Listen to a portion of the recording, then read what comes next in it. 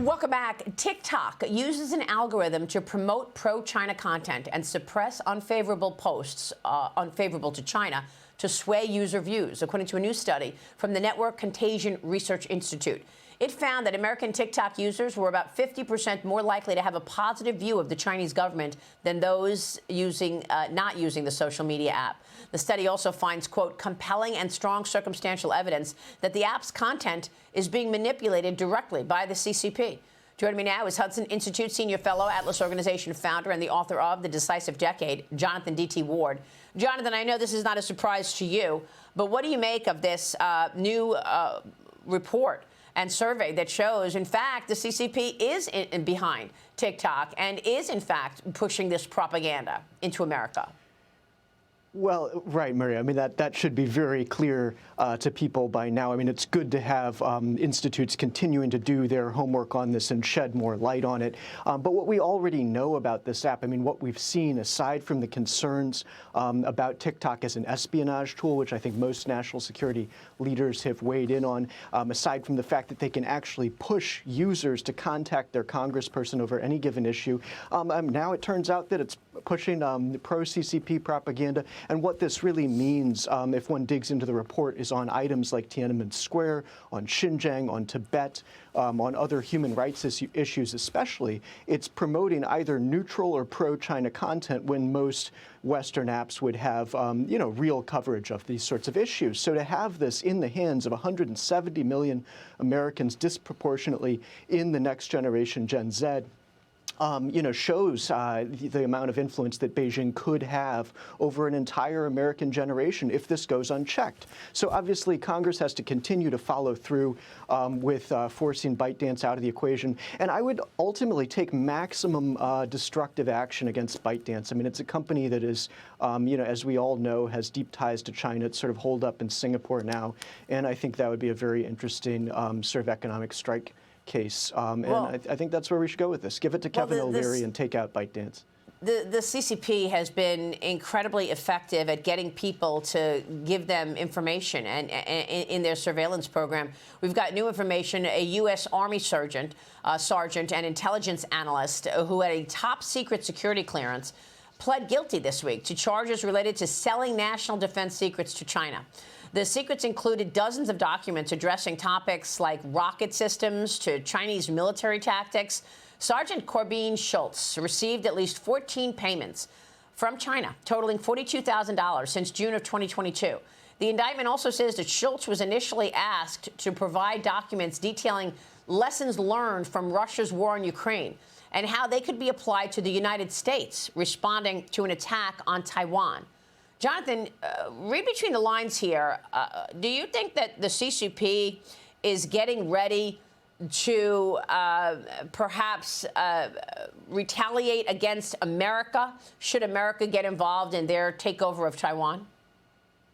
Well, look, I mean, as we know, they're preparing for that conflict in the Pacific. They've been preparing for a long time. I mean, that's everything from, you can see U.S. aircraft carrier mock-ups in the Xinjiang deserts that they're using for missile practice. I mean, their entire force structure is built around being able to push the U.S. out of the Pacific. And when you look at cases like this, you can see that in the midst of that, there's also an intelligence war going on. I mean, I think we've heard people say that we're seeing levels of espionage that are similar to the heights of the Cold War. And you add to this the broader context of $200 to $600 billion per year of intellectual property theft and trade secret theft from the private sector. I mean, they're making a full attempt to do everything they can to improve their military and civilian capabilities here, and ultimately to wage war against the United States and our allies in the Pacific if they ever get that chance, if we fail to maintain deterrence. So a case like this, which is obviously a tragic sort of outcome here. I mean, it's,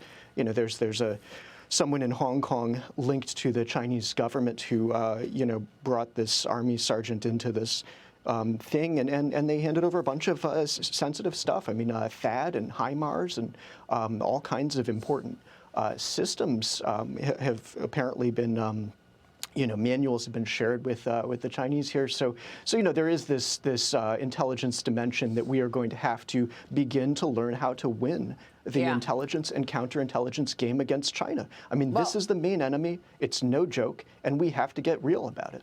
And I'm also wondering if, in fact, the 50,000 Chinese nationals that have come through the open border in the last 2 years is also part of that program, so that they are ready to create havoc in America should the CCP need to turn their guns against America.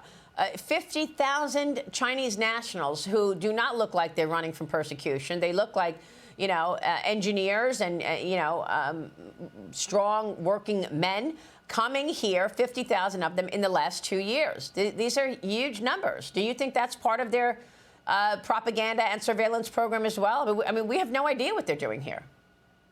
Well, look, the fact that we have no idea is a serious problem. You can't just pick up and leave China, right? You can't just say 50,000 people didn't just pick up their suitcases and say, hey, we want to go live in America right now. Is that okay? You can't just get up and leave China, right? You need approval.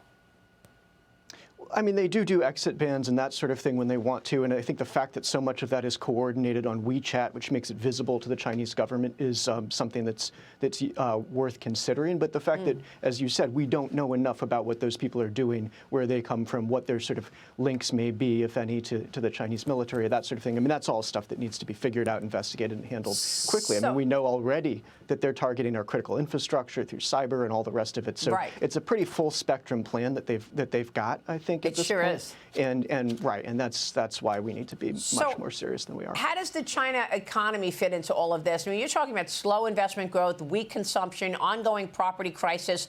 That shows that China's economic recovery is losing steam, if at all, gaining any traction. China's new home prices are down nearly 5% in July year over year. That's the sharpest drop since June 2015. Fixed asset investment also slowing to 3.6% for the first 7 months of the year.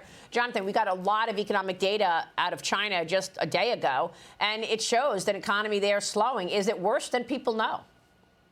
Well, look, I think geopolitically this is a bright spot. I mean, it's good to see the decline of growth in China. I mean, this is going to be good for the U.S. in the long run from a geopolitical standpoint. I mean, as the housing crisis is sort of putting pressure on household balance sheets and causing a lack of consumer spending. I mean, they've never actually been able to do that, but Xi Jinping is still investing in what he calls the sort of high-end and new productive forces, trying to put advanced manufacturing into the forefront. And that's basically just means he's continuing with Made in China 2025. So, if we're able to block all of that through tariffs, not only in the U.S., but in the alliance system, and other countries are getting more interested in that as well, in Southeast Asia and Brazil and India, you're going to start to have very few places for Chinese growth to go. I mean, their export sector is their real strength. That's grown 7% year on year. But if we're able to block that, I think you really do start to take out the growth path for the People's Republic of China. I mean, that's going to cause contractions in their ability to fund the Belt and Road, to finance a general geopolitical strategy, and it may even impair their military buildup. So we have to be willing to play hardball on that, in addition to the fact that they're having their own problems. All really great that's points. Our biggest opportunity. All really great points, Jonathan. Thank you. Jonathan D.T. Ward this morning on Communist China.